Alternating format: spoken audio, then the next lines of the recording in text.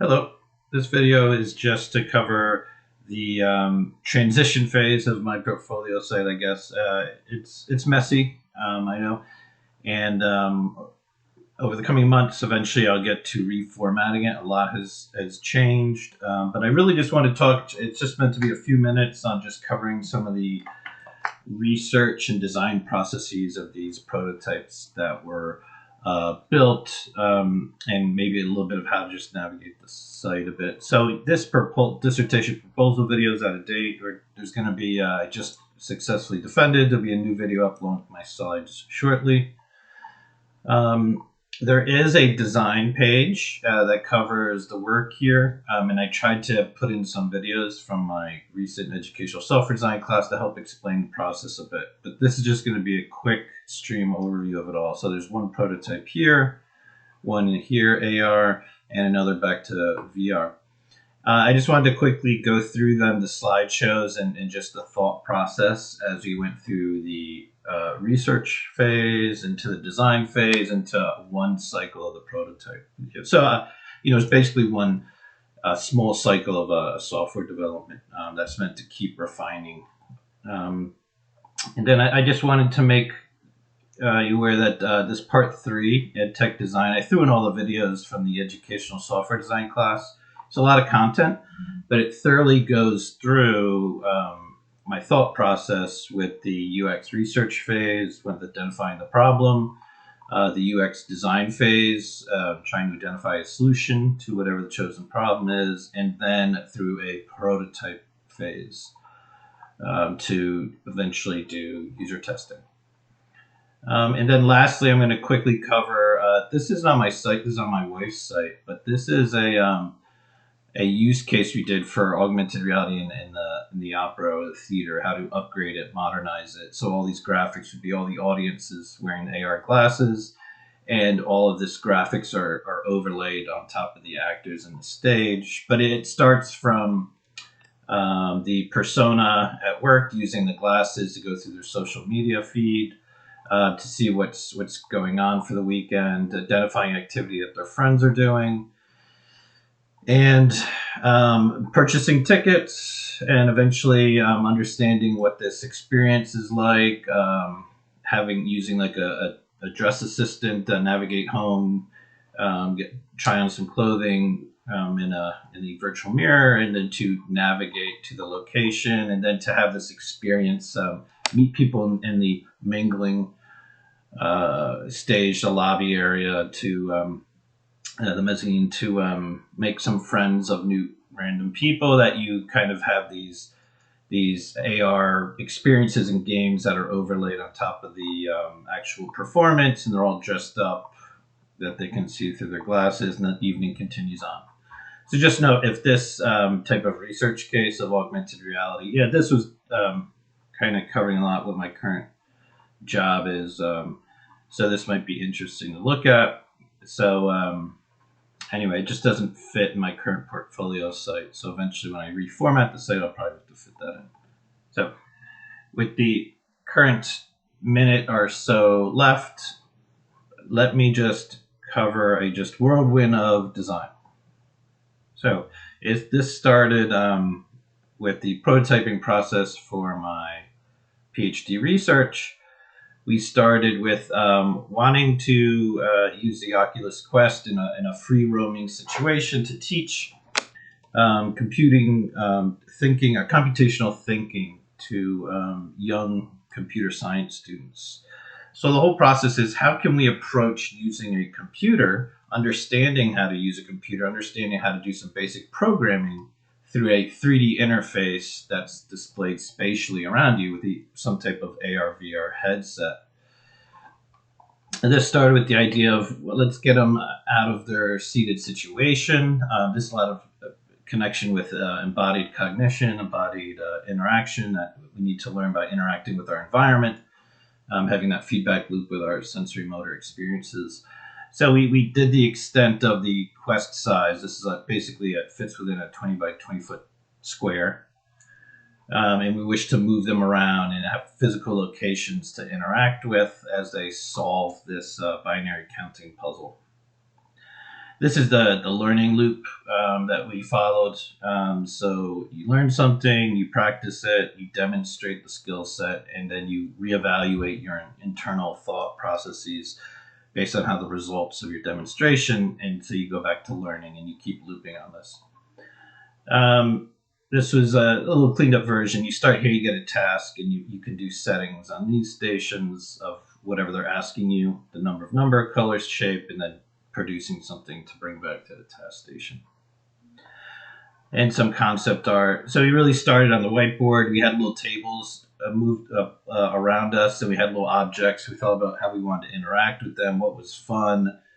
We start with like a number counting station. How would changing powers of 2 with a few different levers, how would that feel, look like? What would the interaction point be like, and what would the information back to the user to show them what they did with all the feedback within one kiosk or station look like? And he was just messing around, very low budget, just cards and pens and little diagrams, and we place them around. And there's like gray boxing or paper prototyping for VR with more like props than just doing it with pieces of paper.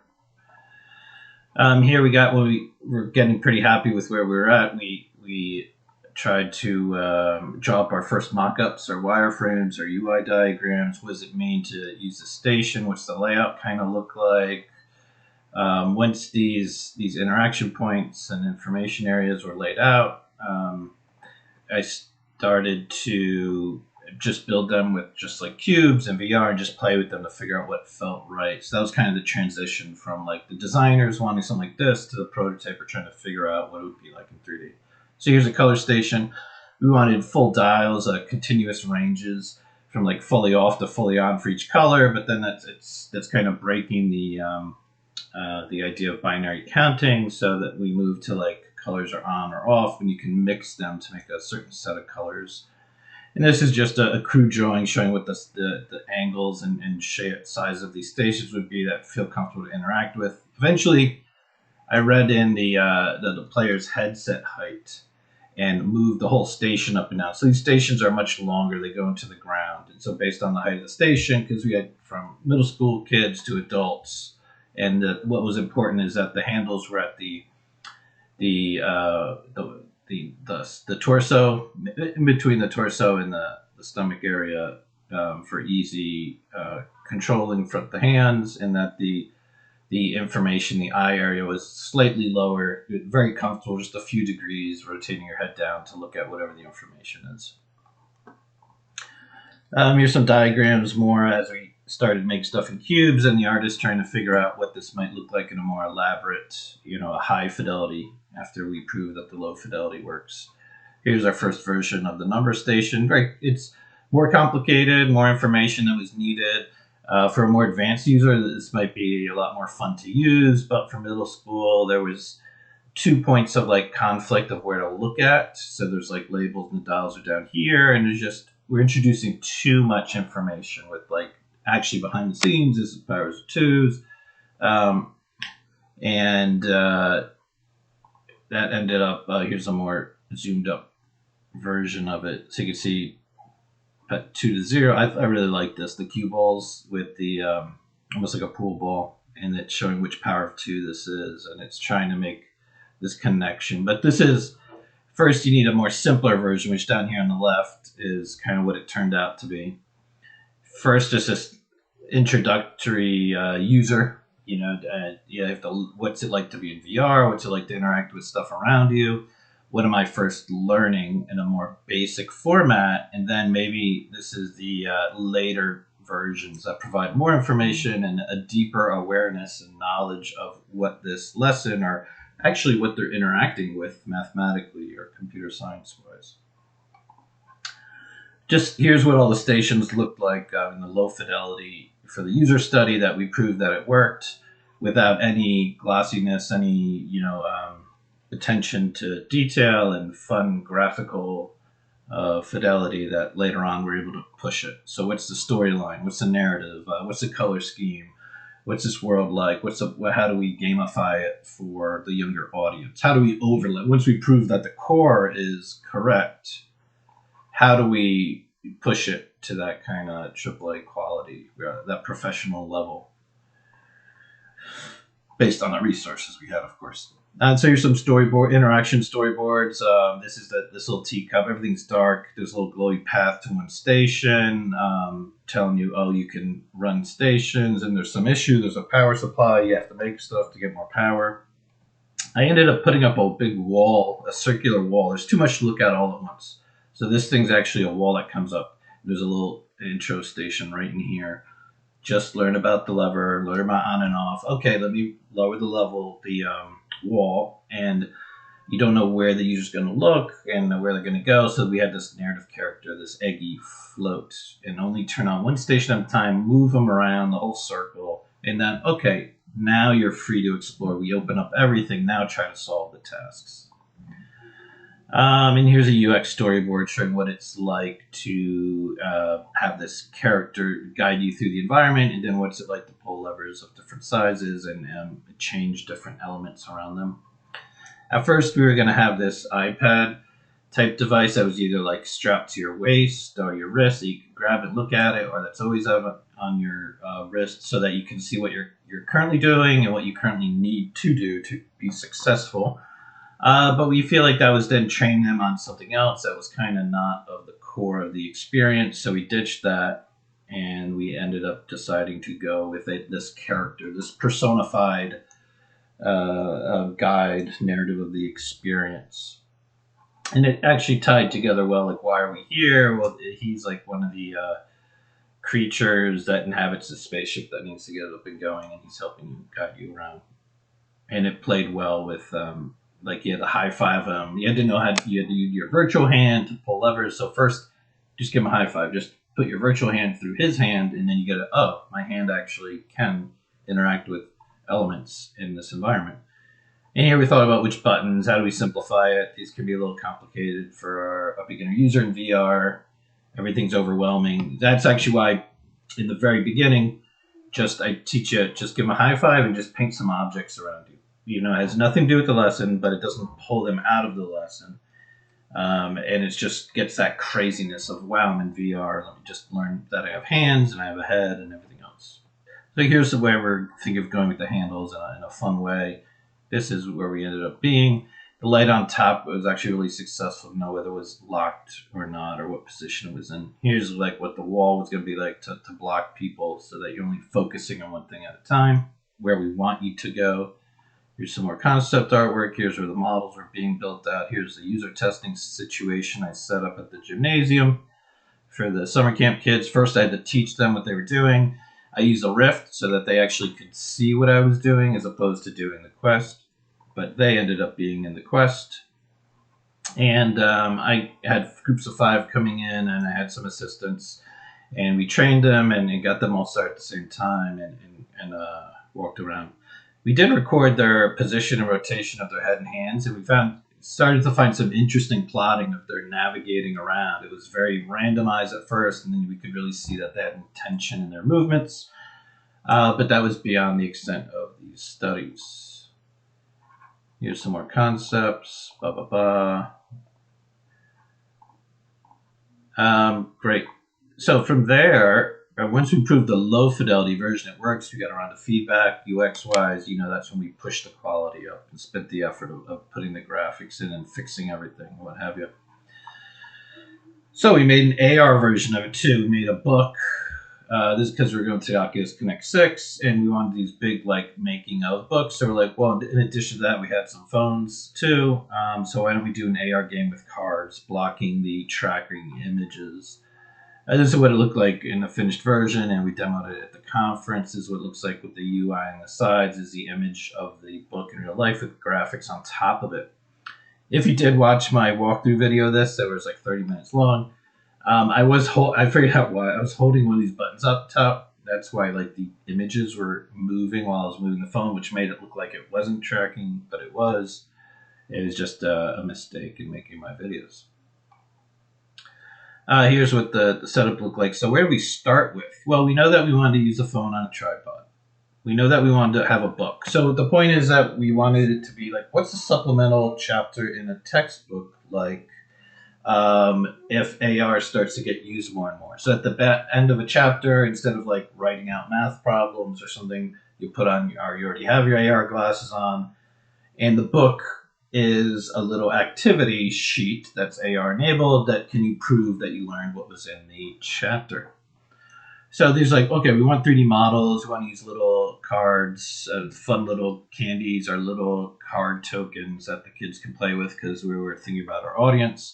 So I was using props. Again, we're back to like a gray boxing mode. This is AR as opposed to VR though. But we're like, what is it? What would it look like? Do we need to be in portrait, landscape? How big are these objects going to be virtually cast on the camera? And so we're just framing stuff up, and once we start framing stuff up, we can start drawing out our boards, what we think the flow, the user flows would be like, what would be on the scene, what are the user interacting with. Here's my very first attempt prototype of the page. So this is just meant to a tracking image of some kind that gets picked up. Here's where we can play with things. So it's like, oh, if you're putting stuff here, it'll like, this will glow and this will show like a different number. So a 0 or a 1 if you are charging the station or not. So instead of pulling a lever with your hand, you're placing a candy. Either there is no candy, the station is not charged, or there is a candy and the station is charged. So the same idea of binary counting. This is where the sheets got a little bit more elaborate, or the prototype, the wireframes. So this would be the station, and I'm giving little directions to the user. It is kind of what the page of the book was starting to look like, and what would be tracked, and what would be the play area, and what's within arm reach, and does the arm block certain areas? So like what area is meant for the eye, what area is meant for the hand to be interactable. Very similar to the station where one part's interactive, one part is for looking at.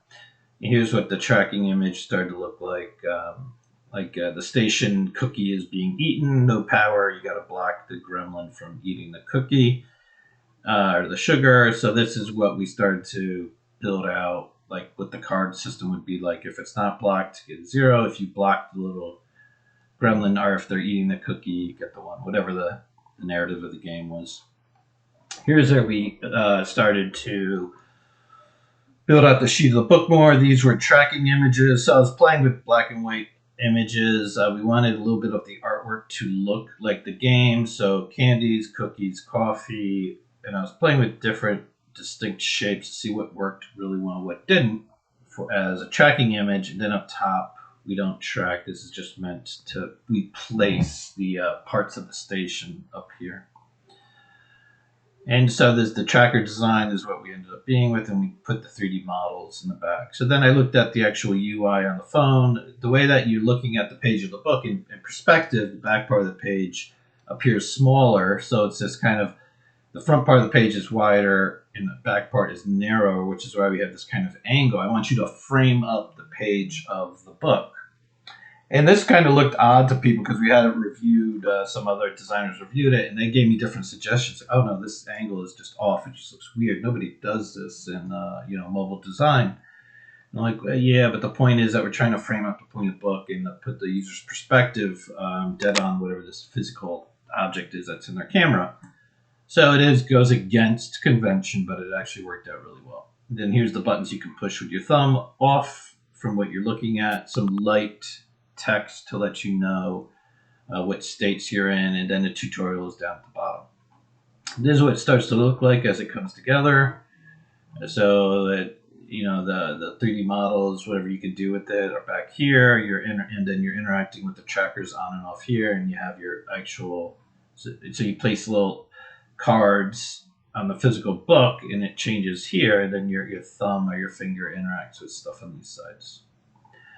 And this is pretty much where we got it to. I knew that I needed to state where we were, how the tracking. There's a lot of debugging info for me because I'm outside of the game engine. I need to know what's going on, how I'm tracking stuff. We knew that certain buttons were dependent on others. So here, this kind of graphics are showing that, if the tracking is bad, you can reset. So there's a connection of what this icon means to what you can do here. And this is to move forward to the next part when you're done. And this is like you're trying to get this is where you're currently at. You want to submit your answer for the tasks. And so this is kind of reviewing each of those that I just did. Here we're showing the inactive, active button states, what have you. And then this is like an action shot of where we got to, and this is what it looks like. So, sorry for this video went longer, but I kind of just wrapped up everything I wanted to say, and I'm just going to cover bubble sort, and I will leave you alone. So, bubble sort. This was the last study. This is kind of like stage 2 of C'Spresso. So what it was meant to be is you get the station working. The stations are kicking out. I just wanted to get to, okay. You're going through and you're creating stuff and you're sending it out. So you get a task, you move around these stations, you create something, you grab it, you take it back. It goes up the pipes. You're charging the station. But actually all those pipes are kicking all the crap out to stage 2. I remember there being a concept art here. Yep.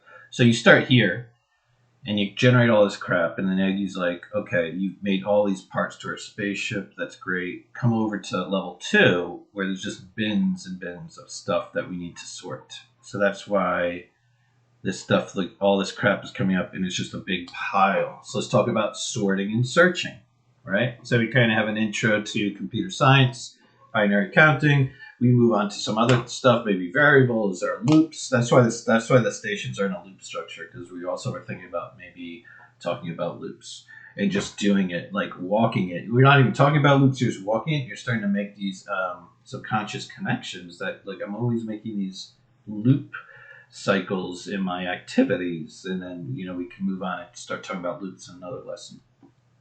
Ultimately, what all this really is supposed to be is, how do we teach a novice user to AR/VR headsets how to be a expert computer user, or ultimately a programmer of software using interacting with the 3D environment. So you can do sorting, searching, create your data structures. You just don't even aware that you're programming. Like, you're creating your algorithms, new data structures, and you're interacting with this 3D world just as you would, or we all would, in a natural way. And that's where I would really love to take all this stuff. Anyway, stage 2, all this dumps out in a bit, and just a mess. We got to sort it. That's why it's bubble sort. So this is what it ended up looking like for the trial. This is a low fidelity prototype. Put no effort in the graphics. I just wanted to, there's a table. There's going to be objects on top. We're going to move back and forth. It has to be at a waist-high table because I want them standing and walking. That was the main point of this study. And there's instructions in the back. It made sense to look up and just slightly from what you're doing to read instructions, and then look down to interact at the hand level to push these buttons. And then there's these containers of objects. One thing I did note is that people were confused. Is that, wait, is one of these elements the list? And then there's elements here? So this is the list. It's like, no. Here's a list of 3 elements. Those elements, in this case, happen to have like 8 spheres, 5 spheres, or whatever they're containing. That element has that. And that's why I ended up doing this little 2D ticker tape thing that kind of grows. So as these tasks get longer, you have to sort 3, 4, 5 things. This little UI thing kind of grows widthwise with it, and more numbers get fit in here, and these buttons get separated. So this says how many steps it should take you to sort this, and where you're currently at. Do you want to sort these 2, or move the tray over and sort these 2? And actually, this is the first time I built this in WebGL. The link should be up on the page too, and you can play this in a WebGL format. It was facilitated a lot of discussions between the designers and the researchers, and I was the prototyper. And you could play this. That's why it says left drag your hand, so I'm sure there's a link somewhere to it on my portfolio page to play it in itch.io. And it made the iterations just so much faster. And so anyway, here's the longest list. You have to move. You're almost walking back and forth plus minus 10 feet, 15 feet. And so it's good exercise. We did find that the users did prefer the natural walking much more. And actually, they learned a lot better. And their task times were quicker. but they were getting fatigued toward the end. So as you're getting it, you're getting the point, and things get more elaborate. Maybe like there's a blending over of the traversal interaction from natural walking to like controller based, or some type of mix between the two. Anyway, we started as we did with physical props in a room. What does it mean to move around, and what is all these objects that are unsorted in a list around this circular table?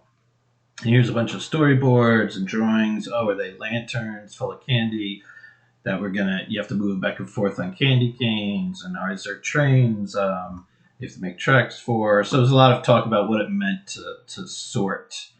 I went with the most basic sorting algorithm that people learned, the bubble sort. And here's all the objects coming into level 2. What does level 2 look like? What are the interactions? How do we build the story? And then here's some user tests. This is actually before the main user test. We actually had some high school to really figure out the UX before we did the main. Like, does it feel right? What type of space do we need? How do we train them? How do we interview them? This is a nice big dry run of the whole experiment, and it worked really well before I did the real one, right before the pandemic hit in March. Oh my God, it's been a year. March 2020. And here in my lab, the mixer lab, I did it on undergraduate students. We were very clean. I had crazy cleaning procedures. So, perfect. So this video, I'm going to put this video up at top, and I'm going to put it up in the design here. Because although this writing was a little out of date, we rushed with everything, and I tried to throw up some videos here, and I do know some people are reviewing it, and I just want you to understand a little bit more about what the process was. So hopefully this video will be helpful, and I'll put it right up top here somewhere, and along with on the home page. And remember that this is a really interesting AR glass application. It led to a lot of discussions at my current job with the theater use case.